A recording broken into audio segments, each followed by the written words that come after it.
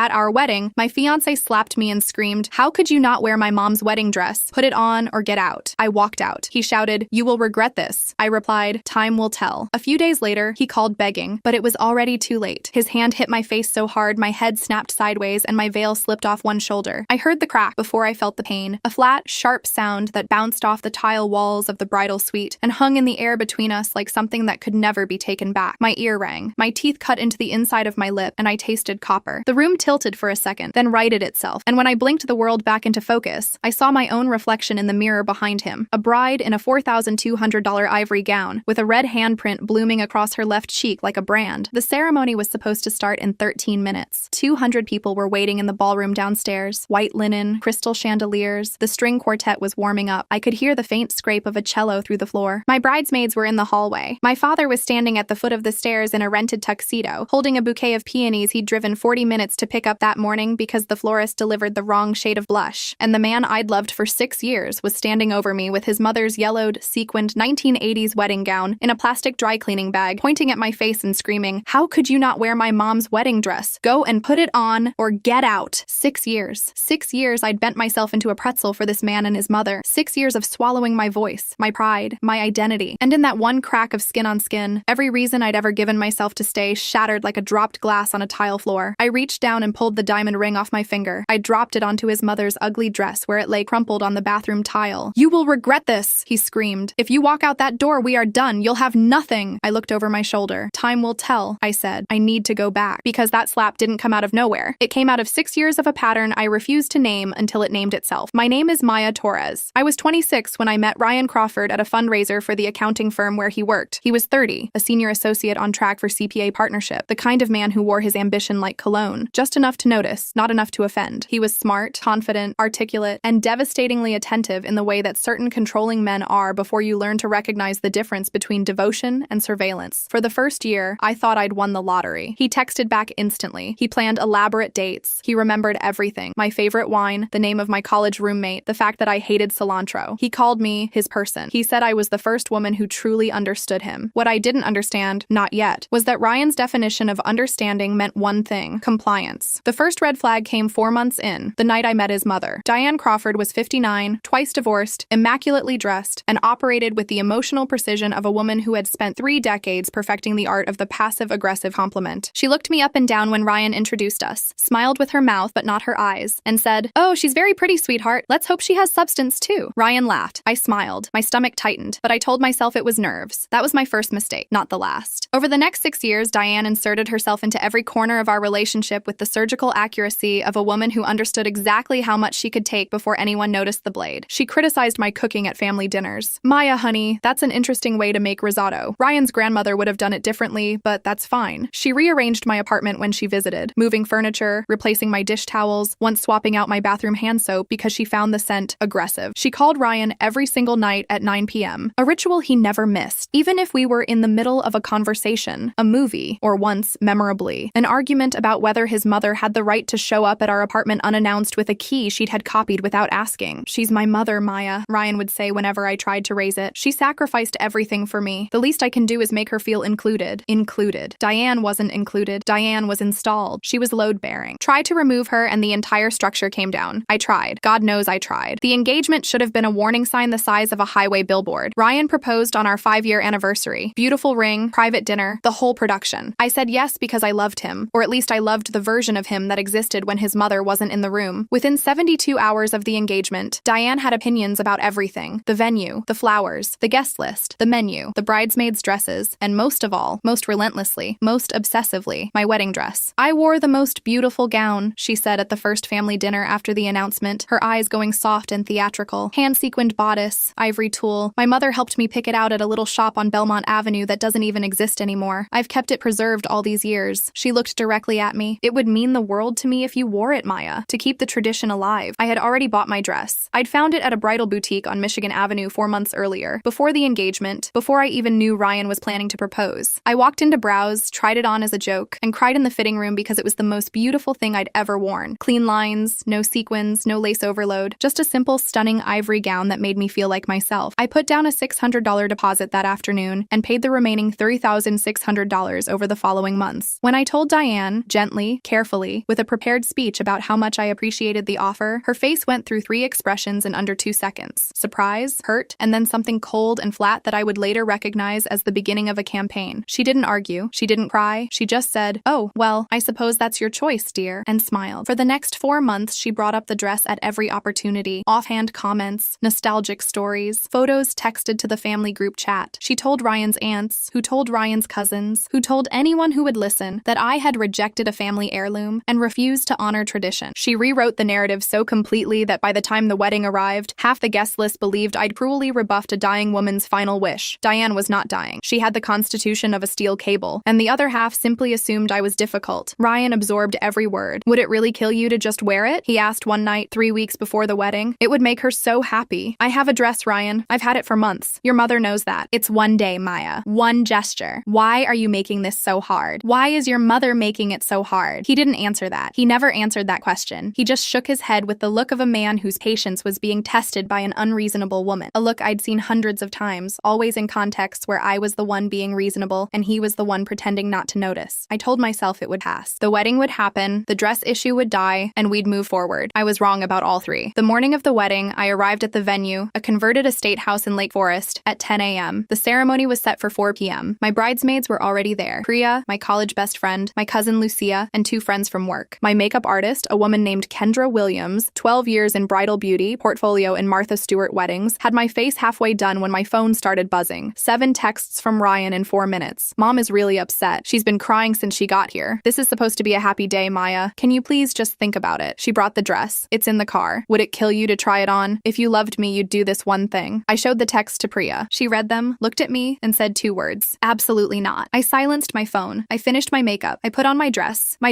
the one I'd chosen, the one that made me feel like me. And I looked in the mirror and felt, for the first time all day, something close to calm. That calm lasted exactly 41 minutes. At 3:47 p.m., 13 minutes before the ceremony, Ryan kicked the bridal suite door shut behind him. He wasn't carrying flowers. He was carrying his mother's yellowed, sequined gown in a plastic bag. What happened next took less than 3 minutes. It felt like an hour. "Change," he said, not asked. "Ryan, the ceremony starts in 15 minutes. My mother is crying in the front row because you refused to honor her." He stepped so close I could smell the mint on his breath. "Put on my mom's dress, or get out. I will not marry a selfish, disrespectful woman who treats my mother like trash." I looked at him, the man I'd spent 6 years building a life with, the man whose shirts I ironed, whose anxieties I soothed at 2 a.m., whose mother I'd tolerated with a patience that should have qualified as a clinical skill. I looked at his jaw set tight, his eyes flat, his hand gripping the plastic bag like a weapon. "Ryan," I said quietly, "it's my wedding day. Please don't do this right now." That was when he hit me. The crack echoed off the tile. My ear rang, my lips split against my teeth. The room tilted, and my veil slipped off one shoulder. He didn't flinch. He pointed at my face and screamed, "How could you not wear my mom's wedding dress? Go and put it on, or get out." And something happened inside me that I can only describe as a temperature change. The hurt didn't arrive. The tears didn't come. Instead, 6 years of rationalization and accommodation and self-erasure went cold in my chest and hardened into something diamond clear. I pulled the ring off, dropped it on his mother's dress, walked out. But I didn't go to the parking lot. I didn't call a cab. I didn't run. Because here's the thing Ryan forgot. He was wearing a lapel microphone. The videography team, a 2-person crew from a company called Whitfield Visual, booked 9 months earlier for $3,800, had clipped a wireless lavalier mic to Ryan's tuxedo lapel an hour before the ceremony. Standard procedure for wedding videography. It was live feeding to the AV booth at the back of the venue, recording everything. Every word, every scream, every crack of skin on skin. I walked through the hallway with my veil trailing, my cheek burning, and my heels clicking on the hardwood. I passed my bridesmaid's room. The door was closed. They hadn't heard, and kept going straight to the AV booth beside the ballroom entrance. Josh Whitfield, the lead videographer, 8 years in wedding cinematography, a quiet guy with a shaved head and steady hands, was sitting behind his console. He was pale. His headphones were around his neck. He'd heard everything through the live feed. He looked at my face, at the red handprint that was now swelling visibly. "I need you to play the last 3 minutes of Ryan's mic feed over the main speakers," I said. "Maximum volume." Josh stared at me for 2 seconds. Then he nodded. "Give me 30 seconds to cue it up," he said. I took those 30 seconds to breathe, to feel my heartbeat in my swollen lip, to look down at my dress, my beautiful, perfect dress, now slightly crooked at the shoulder where the veil had pulled, and make peace with the fact that I was about to do the most terrifying thing I'd ever done. Then I pushed open the double doors of the grand ballroom. 200 guests, white linen tablecloths, crystal chandeliers catching the late afternoon light, flower arrangements and blush and cream that my father had helped choose because Diane said my taste was a bit supermarket. Ryan's entire family on the right side, his boss, Richard Harmon, managing partner at Harmon & Kessler, a mid-tier accounting firm firm where Ryan had worked for 7 years, his firm's 3 senior partners, his college roommate, his golf buddies, the people who knew the public Ryan, charming, controlled, impeccable. They saw me walking down the aisle alone, no bouquet, no veil, no music, and a blazing red handprint on my cheek that was impossible to miss under the ballroom lights. The murmuring started like a wave from the back rows. I heard my name whispered 5 or 6 times before I reached the podium. I picked up the microphone from the officiant's stand. The officiant, Reverend Douglas Adler, who'd been hired by Diane because her church was the only appropriate choice, looked at me with confusion that was already turning to alarm. "There will be no wedding today," I said. Dead silence. 200 people holding their breath. 5 minutes ago, in the bridal suite upstairs, my fiancé demanded that I take off my wedding dress and put on his mother's old gown from 1987. When I refused, I pointed at my cheek. He hit me. The silence cracked. Gasps from the left side. A woman in the 3rd row covered her mouth. My father, standing near the back entrance where he'd been waiting to walk me down the aisle, went completely white. Diane, front row, right side, wearing a silver sequined gown that matched her personality in all the worst ways, turned crimson. She opened her mouth. I raised my hand. Then I looked at Josh in the AV booth. I gave him the nod. The speakers crackled. My voice came first, small, pleading, the voice of a woman who still thought she could de-escalate the man she loved. "Ryan, it's my wedding day. Please don't do this right now. Please." Then his, cold, flat, a voice that 200 people had never heard before, because Ryan Crawford saved this version of himself for rooms with no witnesses. "Put on my mom's dress, or get out. I will not marry a selfish, disrespectful bitch who treats my mother like trash." Silence in the recording, then the sound. Crack. Amplified through the ballroom's professional speaker system, it sounded like a gunshot. Several people flinched physically. A woman near the back let out a short scream, then his screaming, full volume, unhinged. The mask ripped clean off and played back at concert decibels. "How could you not wear my mom's wedding dress? Go and put it on or get out." The silence that followed, in the recording and in the room, was so heavy it crushed the air out of the space. Then it erupted. Gasps, shouts, women crying. A man in the 4th row stood up so fast his chair scraped across the floor. Ryan's boss, Richard Harmon, rose slowly. His face twisted into something between disgust and career recalculation. 2 of Ryan's aunts were clutching each other. His college roommate was staring at the speakers with his mouth open. And Diane covered her face with both hands and began wailing. Not for me, never for me, but for her precious reputation, which was burning to ash in real time in front of every person she'd ever tried to impress. I set the microphone gently back on the podium. I smoothed my dress, and I turned to walk back down the aisle. As I reached the halfway point, the heavy oak doors at the back of the ballroom swung open. 2 uniformed police officers stepped inside. My maid of honor, Priya, who had heard the commotion, found me gone from the bridal suite, seen the handprint on the security camera monitor in the hallway, and called 911 at 3:51 p.m., was standing behind them with her phone still in her hand. Ryan appeared at the side entrance at almost the same moment. His face flushed, his tuxedo disheveled, looking like a man who had just realized the building was on fire and every exit was blocked. The officers approached him. One of them, later identified in the police report as Officer Kevin Marsh, 11 years with the Lake Forest PD, asked him to step outside. Ryan looked across the ballroom at 200 faces staring back at him. Not one of them looked away. I walked past the officers, out into the cool evening air, and I didn't look back. 4 days later, Ryan called me 47 times. I know the exact number because my attorney, Caroline Reeves, family and civil litigation, 16 years in practice, former clerk for the 7th Circuit, had advised me to document everything and respond to nothing. On the 48th call, I picked up. His voice was wrecked, hoarse. The confident, controlled Ryan Crawford was gone. In his place was a man drowning in consequences he hadn't believed were possible. "Maya, please." They arrested me at the venue, in front of everyone, in front of my boss. My firm put me on unpaid leave pending the outcome. If I get a felony domestic battery conviction, I lose my CPA license. I lose everything. You have to drop the charges. I don't control the charges, Ryan. The state does. You hit me. There were witnesses, there's an audio recording, and there are photographs. The ER doctor at Lake Forest Hospital, Dr. Amara Singh, documented the contusion, the split lip, and the soft tissue swelling at 6:14 p.m. that evening. Exhibit A is already in my attorney's file. Silence. But I can tell you what I do control. I continued. Check your email. My lawyer just served you with a civil suit. More silence. I could hear him breathing. Fast, shallow, panicked. And Ryan, one more thing. Remember when your mother insisted on signing the venue contracts herself because my family had cheap taste and she wanted to make sure the event was done properly? Her name is on every contract. The catering, the bar service, the venue rental, the floral arrangements, the videography team, the same team whose equipment recorded you assaulting me. You and Diane are legally on the hook for $82,000 of a party that ended with your arrest. The sound he made was not a word. It was something between a gasp and a whimper. "You can't do this to me," he whispered. "You did this to yourself, Ryan. Every single part of it." I hung up. The aftermath unfolded with the kind of methodical precision that happens when a man's mask comes off in front of every person who ever mattered to his career. Richard Harmon, Ryan's managing partner, released a statement within the week. Ryan was terminated, not suspended, not placed on leave, terminated. The firm cited conduct fundamentally incompatible with the values and professional standards of Harmon and Kessler. His name was removed from the company website by Thursday. The Illinois CPA board opened a review of his license. Caroline told me a domestic battery conviction, even a misdemeanor, would almost certainly trigger a formal hearing, and a felony conviction would result in automatic revocation. Ryan's entire career, the one he'd built for a decade, the one that funded his ego and his mother's lifestyle, was now contingent on the outcome of a case supported by an audio recording, medical documentation, security footage, and the testimony of 200 witnesses. He didn't stand a chance. Diane attempted damage control with the desperation of a woman watching her social standing collapse in real time. She called Ryan's aunts and told them I had provoked him. She posted on Facebook a long, rambling message about how family traditions were being weaponized by vindictive people. She called my mother and told her I should be ashamed. My mother, a retired school administrator from Berwyn who had spent 6 years watching her daughter shrink, hung up on Diane mid-sentence and then texted me 3 words: "I'm so proud." The criminal case moved forward. Ryan's defense attorney attempted to negotiate a plea deal. The assistant state's attorney, a woman named Patricia Nakamura, 9 years in domestic violence prosecution, no nonsense in a way that made Ryan's lawyer visibly uncomfortable, played the audio recording in the pretrial conference and reportedly said, "This isn't a negotiation. This is a courtesy." Ryan pleaded guilty to misdemeanor domestic battery. He received 18 months of probation, mandatory anger management, a protective order, and a criminal record that would follow him for the rest of his professional life. His CPA license was suspended pending completion of probation. Caroline told me the board's internal recommendation was revocation. The civil suit settled 4 months later for an amount I agreed not to disclose. What I can say is that between the venue contracts, the catering, the floral deposits, and the damages, Diane Crawford, who had spent 6 years making me feel small, wrote a very large check from the savings account she'd always bragged about at family dinners. I saw a therapist for the first time 3 weeks after the wedding that wasn't. Her name was Dr. Lena Okafor, clinical psychologist, 14 years specializing in intimate partner abuse and trauma recovery. She had an office in Evanston with a gray couch and a window that looked out onto a tree that was just barely starting to bud in the early spring. In our first session, she asked me when the abuse started. "He only hit me once," I said. She looked at me for a long moment. Then she said gently, "Maya, I didn't ask when the hitting started. I asked when the abuse started." That question opened a door I'd kept locked for 6 years. Over the following weeks, I unpacked things I'd spent years rationalizing. The way Ryan monitored my phone, the way Diane was weaponized as a loyalty test, the way every disagreement became about my failure to be supportive, the way I stopped wearing certain clothes, stopped seeing certain friends, stopped speaking up in certain rooms, not because anyone explicitly told me to, but because the cost of doing so had been made quietly, persistently clear. Dr. Okafor called it coercive control. She explained the pattern with the calm authority of someone who had seen it hundreds of times. The isolation, the erosion of autonomy, the rewriting of reality until the victim questions her own perception. "The slap was the first time he was physically violent," she said, "but it was not the first time he harmed you. He'd been harming you for years. He just used quieter tools." That sentence rewired something in my brain. I'd spent 6 years believing I was difficult, oversensitive, insufficiently grateful for a man who put up with me. I wasn't any of those things. I was a woman who'd been trained to shrink, and the moment I refused, the mask came off. It's been a little over a year now. I moved into a 1-bedroom apartment in Wicker Park 2 months after the wedding. It's small, the kitchen is narrow, the bathroom has a window that doesn't close all the way, and in winter the cold air sneaks in and fogs the mirror before I've finished brushing my teeth. I love it. Not because it's perfect, because it's mine. Every wall, every shelf, every cup in the cabinet chosen by me, for me, without checking whether it met someone else's standard of acceptable. I went back to work. I'm a UX designer at a tech company downtown. I got promoted in September. My boss told me my work had a new clarity to it, and I almost laughed because clarity is exactly what happens when you stop living inside someone else's distortion field. I still see Dr. Okafor every 2 weeks, not because I'm broken, because maintenance is how you keep a foundation from cracking again. My father calls me every Sunday morning. He never says much. He's not a words person, but he calls and he stays on the line, and sometimes we just sit in silence together and that's enough. Priya, the woman who heard the commotion, checked the hallway camera, and called 911 while I was still standing at a podium in front of 200 people, is still my best friend. Last month, she sent me a framed photo of us from college with a post-it note that said, "Always had your back, always will. It's on my nightstand now."